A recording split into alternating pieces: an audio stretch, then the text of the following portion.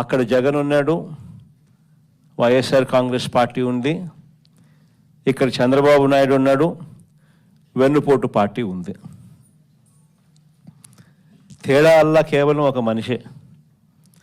కానీ పరిపాలన చూస్తే ఆ రోజు మన 5 సంవత్సరాల పాలనలో ఈరోజు ప్రతి ఇంట్లో కూడా చర్చ జరిగేది ఏమిటి అని అంటే, జగన్ ఎలా చేయగలిగాడు, చంద్రబాబు నాయుడు గారి పాలనలో ఎందుకు జరగడం లేదు అన్న చర్చ ప్రతి ఇంట్లో కూడా జరుగుతూ ఉంది. మన పాలనలో ఈ రోజుకి కూడా ఒక కార్యకర్తగా సగర్వంగా ప్రతి ఇంటికి మనం పోగలుగుతాం, చిరునవ్వుతో పోగలుగుతాం. మన ఎన్నికల మేనిఫెస్టో 99% పూర్తి చేసిన ఏకైక పార్టీ ఏదైనా ఎప్పుడైనా ఈ రాష్ట్రంలో ఉంది, దేశంలో కూడా బహుశా ఎక్కడైనా ఉంది అని అంటే అది వైఎస్ఆర్ కాంగ్రెస్ పార్టీ అని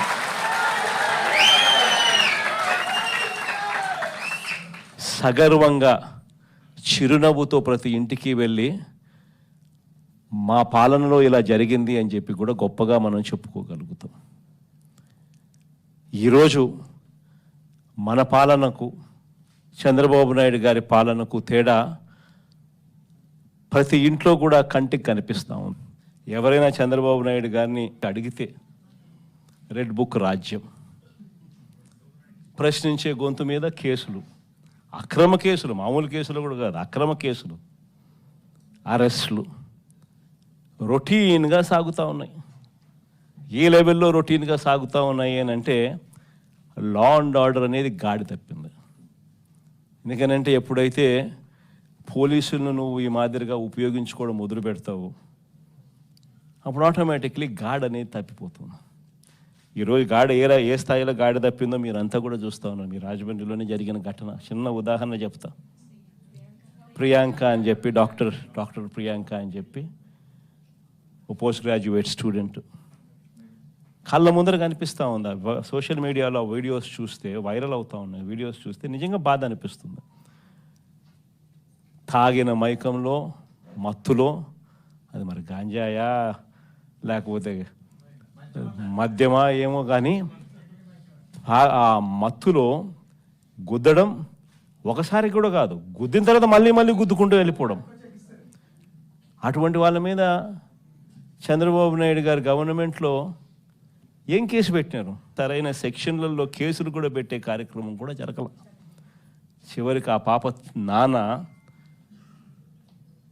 బాధతో మాట్లాడితే వైఎస్ఆర్ కాంగ్రెస్ పార్టీ అన్ని రకాలుగా తోడుగా నిలబడి ఆ కుటుంబానికి అండగా నిలబడితే ప్రజలు, వైఎస్ఆర్ కాంగ్రెస్ పార్టీకి సంబంధించిన కార్యకర్తలు అందరూ కూడా ఏకమై ప్రొటెస్ట్ తెలిపితే చంద్రబాబు నాయుడు గారు అయినా కూడా మనసు కరగని పరిస్థితిలో ఆ ప్రభుత్వం ఉంది.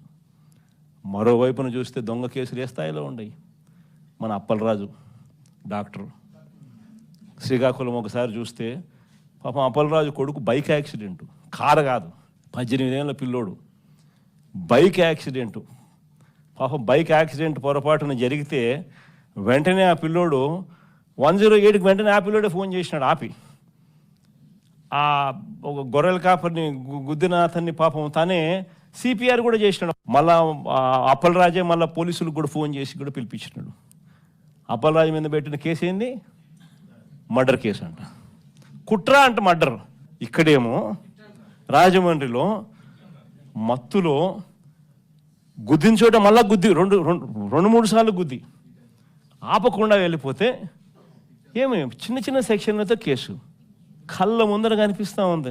ఇదే కార్యక్రమం ఇంకా 4 అడుగులు ముందుకేస్తే నివ్వరిపోయే, రాష్ట్రం మొత్తం నివ్వరిపోయే విషయాలు. అద్దంకిలో తాగిన మత్తులో డ్రైవర్ ఫుల్గా మత్తులో ఉన్నాడు, వెనకలకు వచ్చిన ప్యాసింజర్లు 2 ఎస్ఐలు సివిల్ డ్రెస్లో ఫుల్గా మత్తులో ఉన్నారు. వాళ్ళ కారు ఆటోను గుద్దినప్పుడు గ్రామస్తులు అందరూ చుట్టుముట్టినారు.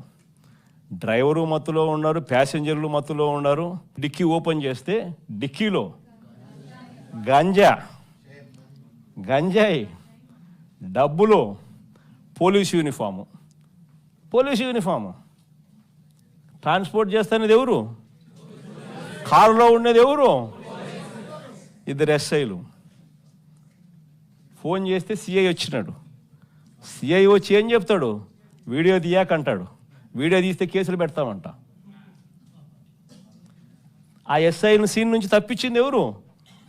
తెలుగుదేశం పార్టీకి సంబంధించిన నాయకులు, వాళ్ళ కారు. ఇంతవరకు కేసులే, ఇంతవరకు గతిలే, అతిలే. కేసే లేదు, గతి లేదు, అతి లేదు. అసలు ఇది జరిగింది అన్నది కూడా ప్రజలు మర్చిపోవాలా అని చెప్పి ఆలోచనతో దాన్ని పక్కదోవ పట్టించే కార్యక్రమాలు కళ్ళ ముందర కనిపిస్తూ ఉంది. రాష్ట్రంలో జరుగుతూ ఉన్న ఘటన. నిన్ననేమోను తాడిపత్రిలో గోవా నుంచి లిక్కర్, ఒక బాటలు కాదు, 2 బాటలు కాదు, లారీలు. దాని ముందు ఏం చూసినాం? తంబెల్లపల్లిలో తెలుగుదేశం పార్టీకి పోటీ చేసిన వ్యక్తి. దాని ముందు మొలకల చెరువులో ఏకంగా లిక్కర్ మ్యానుఫ్యాక్చరింగ్, కుటీర పరిశ్రమ పెట్టి లిక్కర్ మ్యానుఫ్యాక్చరింగ్. వీళ్ళే లిక్కర్ షాపులు, వీళ్ళే బెల్ట్ షాపులు, వీళ్ళే బెల్ట్ షాపులు, వీళ్ళే లిక్కర్ షాపులు. డిస్ట్రిబ్యూషన్ మొత్తం వీళ్ళే. ప్రతి 5 బాటళ్లలో 1 బాటలు కల్తీ బాటలు. 4 రౌండ్లు అయిపోయినాక ఏం తాగుతున్నాడో ఎవడికి తెలియదు.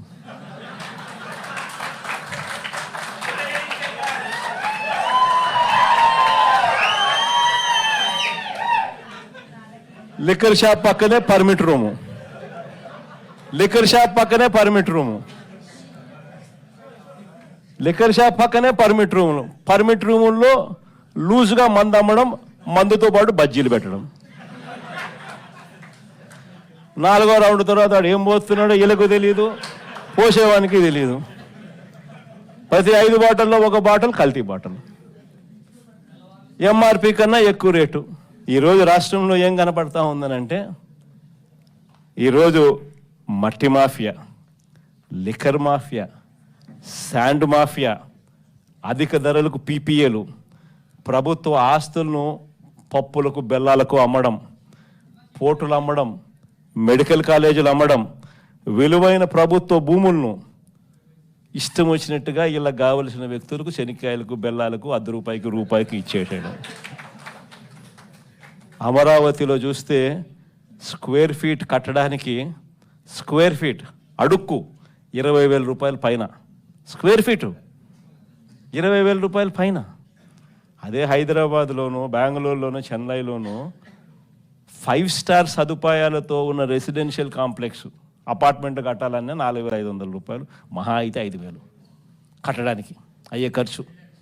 ఈడ అమరావతిలో ఇసుక ఫ్రీ, రాయితీలు, ₹20,000 కాస్ట్ ఆఫ్ కన్స్ట్రక్షన్. అంటే లూటీ అన్నది ఏ స్థాయిలో జరుగుతుందని చెప్పడానికి ఇవన్నీ కూడా ఎగ్జాంపుల్స్. ఇవి కాకేమంటున్నాడు ఇప్పుడు కొత్తగా? పీపీపీ పేరుతో దోచేయడం అంట. ఏందంట?